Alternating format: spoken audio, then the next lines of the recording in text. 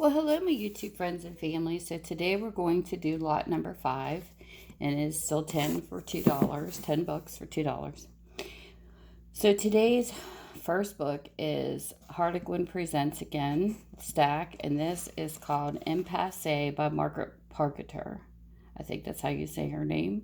This is a copyright from 1985, and this is the synopsis. He was obviously wary of love and marriage. Slade Western was arrogant and overbearing and bent on having his own way. Passion seemed to be the only emotion he understood, that and possessiveness.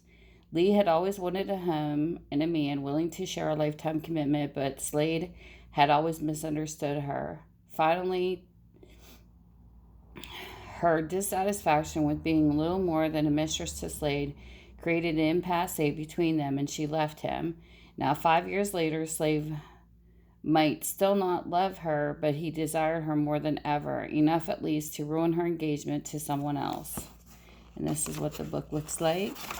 It's got a little mark there, but all the stories are here. Number 2 is called Response by Penny Jordan, and it is a 1984 book. This is what the book looks like, and this is what it says. His honor left him no choice. Sienna had been swept off her feet by the hands and powerful Greek Alexis Stephanides. I shall imprint myself on your heart and body so that you will never forget me, he said once he'd won her heart. She'd been chosen not for love, but in a vengeance for the wrong he believed her brother had done his sister. Too late the truth came out, too late to save Sienna's whole world from exploding in pain.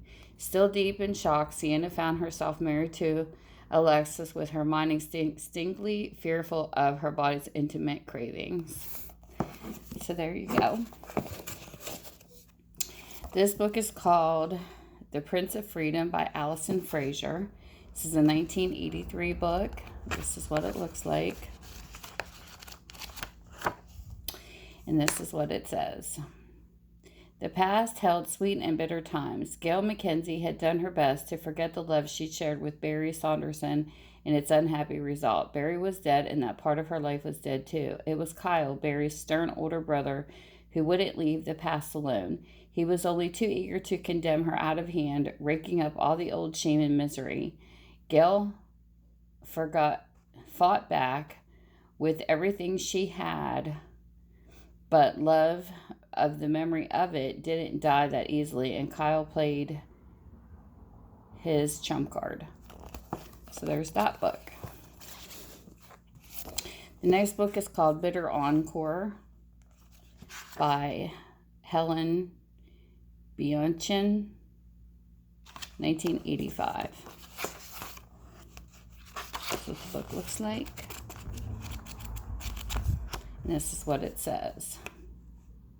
How could they take up where they left off? Rachel and Laz hadn't been allowed an ordinary courtship or a normal marriage, but nothing could erase the memory of the wild, sweet passion they'd shared. Loving Laz had been easy, living with his star status and the invasion of privacy over Zelia's fans, ravenous publicists, linking Laz to beautiful, famous women that had been impossible. There had been no room in Laz's life for Rachel except in his bed. Still, when he forced his way back into her life, the years practically melted away, and Rachel almost forgot why she left him in the first place. And the next book is called Pagan Adversary by Sara Craven, and this is a 1983 book. This is what this looks like. And this says, Alex is a wild man, a true pagan. Harriet had forgotten her dead brother-in-law's words until she stood opposite the fiercest opponent of her life, the autocratic, unyielding Alex Marcus. He had no scruples about taking her orphaned nephew, Nicky, away from her, claiming the boy was his heir. But Harriet wouldn't let Nicky go, even if it meant abandoning herself to the savage demands of Alex's lovemaking. For the only weapon she'd had to fight Alex with was the effect her body had on his. Then she'd use it no matter what the cost.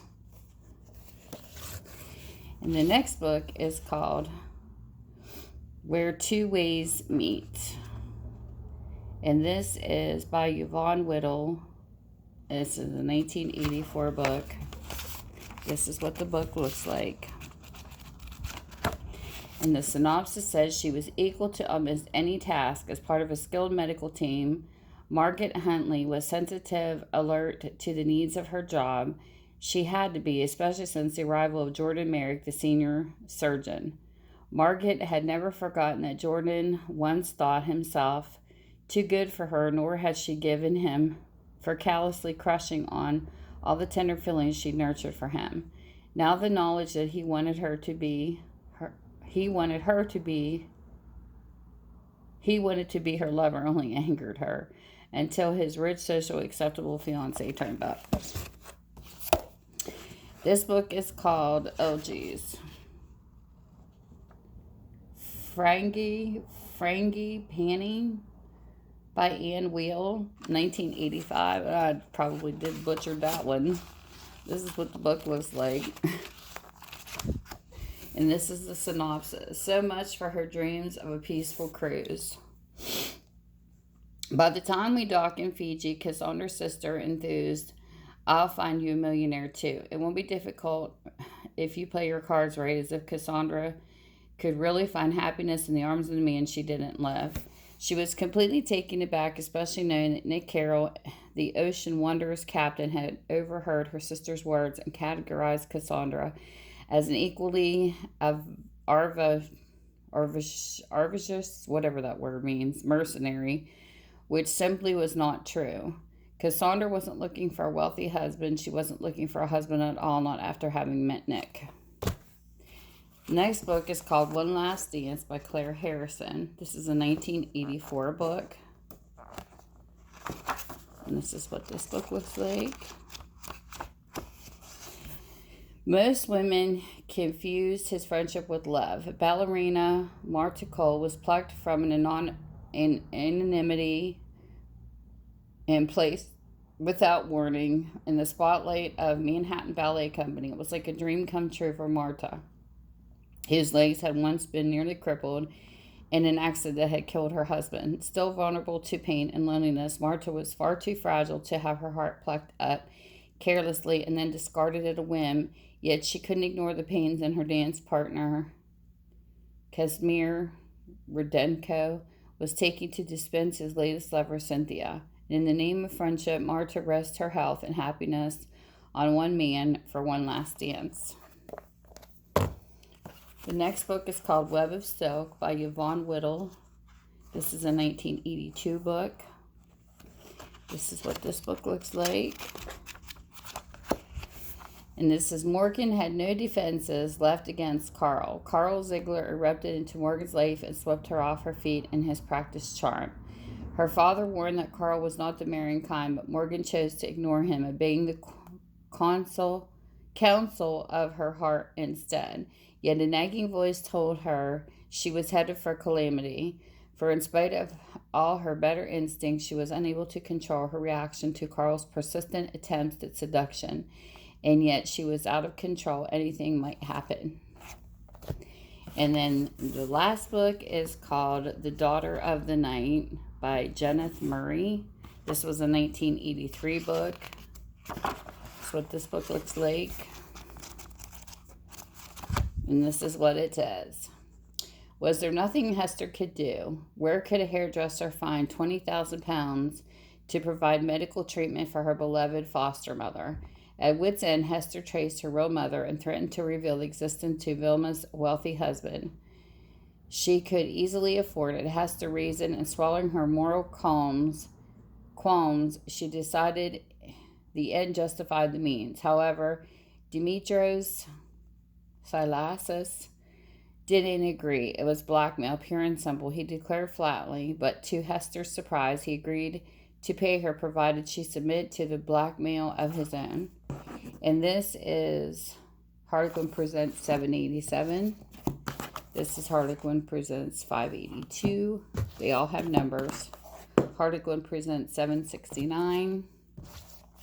Harlequin Presents 846.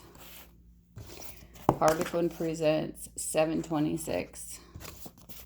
Harlequin Presents 616. And this is number 839.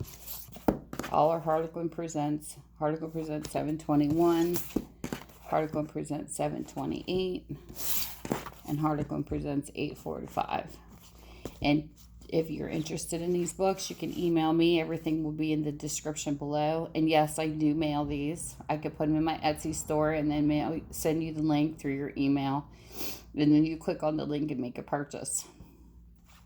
So this is how it works. And you can contact me also through Minutes Bookstore and more on Facebook.com.